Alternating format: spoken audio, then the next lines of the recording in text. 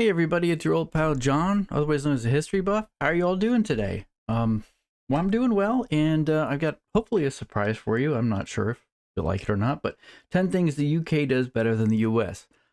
Seems like we got a lot of people here who like my reaction to Kunk, so I wanted to continue the theme of the UK, and we got some things for Europe in general coming on. So let's get into this. It's impossible to say which country is the best in the world. However, a case can be made for some countries just being better than others, at least in specific fields. These are 10 things the United Kingdom just does better than the United States. Effective. Many Americans often mock British people for still having a queen. They often say, "Get with the times, you're not free if you have a monarch. Your tax money is just being wasted." Well, the truth is that Okay. U.S. taxpayers have to pay more for their leaders. In 2014, the British royal family cost UK taxpayers just £35.7 million, while President Obama and his family cost US taxpayers $1.4 billion in expenses that same year. So when it comes to cost-effective leadership, the Queen of England, ironically, is less expensive than the President of the United States. Wait, that I don't think that's entirely an accurate sort of apples to apples, because it would be more along the lines of our prime minister or your prime minister and our president, um, because they both travel to on the world stage. They're both nuclear power. I'm sure there's got to be that security, but I think the Queen is added on there as kind of what they're getting at. But I don't know. What are your thoughts on that? I know the Queen certainly has passed and is now King Charles. Um, but I guess all things considered, he probably has a lower.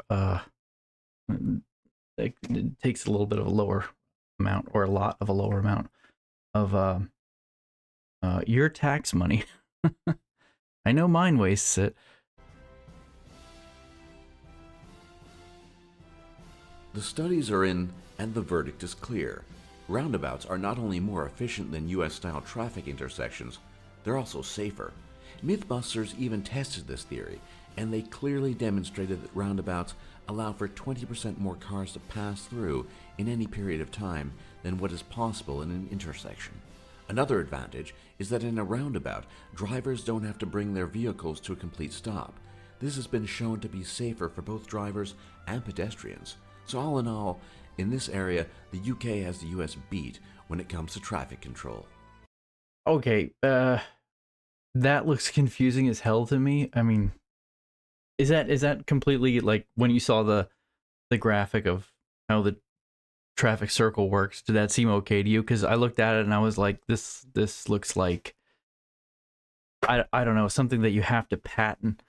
Um, One of the reasons we don't have traffic circles, why we just have these intersections that look like that, is because the United States is very flat and wide. We don't have as much buildup, and things aren't as condensed. I mean, unless you go to New York City or something like that, but um, and we don't have to, I guess, think as much, and we like that.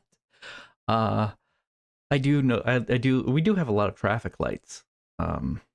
And it's just sort of stop, go, stop, go, stop, go, and they're the same in almost all the states for the most part. Even in Canada, they're that way. Although there are some traffic circles in Canada. Anyway, your take?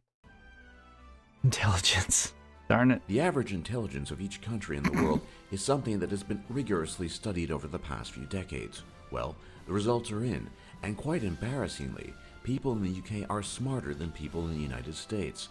The average IQ of the United Kingdom stands at 100, while the Shit. United States falls short with an average IQ score of 98. Just above This may not Belarus. seem like a lot, but those two crucial points are enough to make the United States fall below the mean European IQ, which is 100.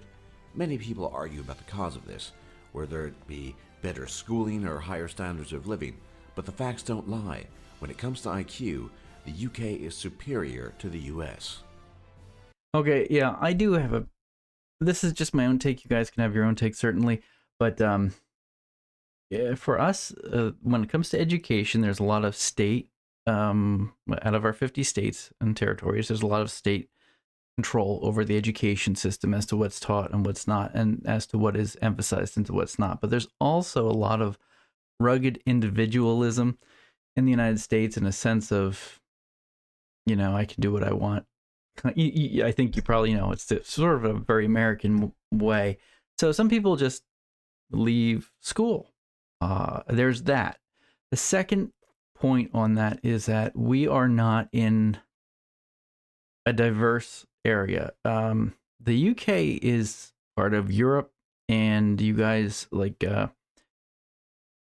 traveling to Europe is very easy for you. It's not very easy for Americans, and whereas it's very comfortable probably for you all go to France, to go to Germany, Italy, Spain, all these great countries, and you can just get a rail pass and go. For the States, it's a big deal. It's a long flight, and so we're pretty much cut off from that. And to an extent, we then are not exposed to those kinds of things that you have in Europe. So, but that, I guess, doesn't. I don't know. We're just not challenged enough. I guess that's maybe a bogus answer. Okay, this is interesting. Now that you know the differences in average IQ between the US and the United Kingdom, Okay, it probably doesn't come as a surprise when you learn that the UK actually contributes more to science than the United States, at least on a per capita basis, which is the metric that divides the number of scientific papers published by a country's scientists and divides that number by the country's population. This results in a number that gives you a good idea of how scientifically productive a country is on average. Well, in this category, the United Kingdom has the United States outclassed.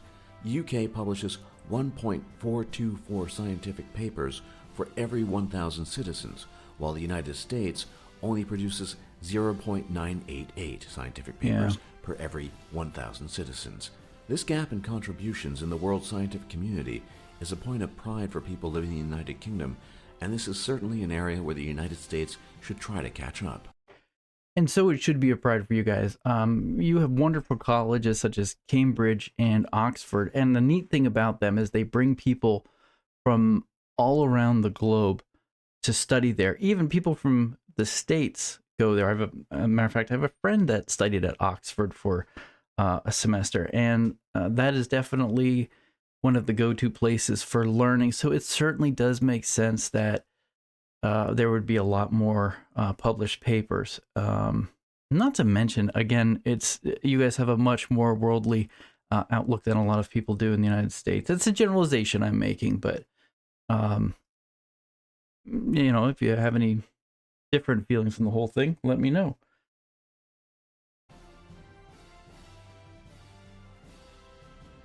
The United Kingdom possesses the most productive offshore wind farm in the entire world. This world-class installation is the Greater Gabbard Wind Farm, which produces over 1.75 terawatt-hours of clean and renewable energy every year. The United States, and indeed the rest of the world, has nothing that can compete with this installation. In fact, the United States doesn't even have a position in the top 25 most productive offshore wind farms, while the United Kingdom holds the top first, second, and third spots, with Denmark being its closest competitor. Yeah. The UK's superiority doesn't just end there, however. The United Kingdom is the largest exporter of offshore-generated wind power, which means that not only is the UK producing the most offshore wind energy, it's also creating enough to supply other countries. Yeah. So, in the US, we are very oil dependent. That's obvious. We also do invest a lot. We have a number of nuclear power plants. That's where we get a good majority of our energy. We are, in my humble opinion, we're not moving fast enough to renewable energy. We do have a lot of solar programs more recently in 2023 and 2022 as well. So that's up there, but wind energy in places where they used to produce a lot of coal, the wind energy is now taking over, with the wind turbines, and they're becoming more and more prevalent in the US. So we are catching up. Yeah. hope we're catching up. Just as with wind power and scientific papers, the United Kingdom is better when it comes to producing authors and great works of literature. Yeah. The UK tops the charts of publications per capita, with only China and the United States beating out the country in absolute terms, despite the UK's much smaller populations. Overall, the UK produces 2,875 titles each year for every 1 million inhabitants of the country, while the United States only produces 956 titles for every 1 million inhabitants. This is an even more impressive feat when you learn that the UK has only 1/5 the population of the United States. So when it comes to books, the US is still quite a few chapters behind the UK. Yeah, we don't we tend to not write very many books. It's not much of a thing, at least anymore, and we don't have a very large history of book writing.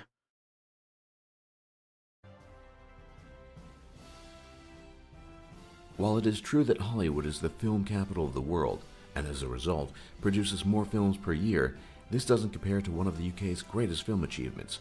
The most successful film franchise of all time is a British film franchise, the James Bond series. Right. The James Bond series was the first to gross over $1 billion in sales, and is still the highest grossing film franchise. It seems that people still prefer the cool, suave charisma of Agent 007 to the loud action and violence of most American films. I can't argue with that. James Bond is always cool as hell. Even it said even Harry Potter. I mean, you guys definitely go for franchising.